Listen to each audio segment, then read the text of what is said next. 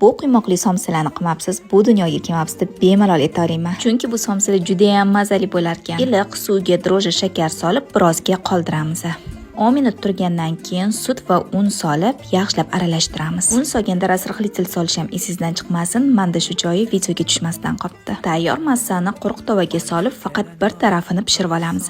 Chala pishgan bu quymoqlarni endi ichiga nachinka solib, tugib olamiz.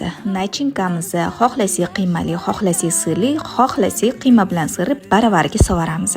Xuddi videodagi qilib somsa shaklida tugib olamiz. Quymoqlar chala pishgani hisobiga tugayotganingizda bemalol yopishib oladi. Endi listimizga terib 10 minutga duxovkaga yuboramiz. Shu orada hamma ayollar singari yana bitta ishimni bitirib olaman. Bayvini ustiga qaynoq suv quyib, dog' bo'lgan sochig'imni ivitib qo'ydim. Bayvi ishlatganda kirni ishqalashingiz ham shart emas, shundoqqina chaysangiz bo'ldi. Xuddi meni sochig'imga o'xshab top-toza bo'ladi. Bu orada quymoqli somsalarim ham tayyor bo'ldi. Shunaqangi yumshoq, shunaqangi mazali chiqargan, yosh u kattaga birdek yoqadi. Bu quymoqli somsalarni tayyorlayotganda qo'rqmasdan katta porsiyada tayyorlayvering. O'xshab chiqishi aniq. Men quymoqlarimga o'xshab yetmasdan qolmasin.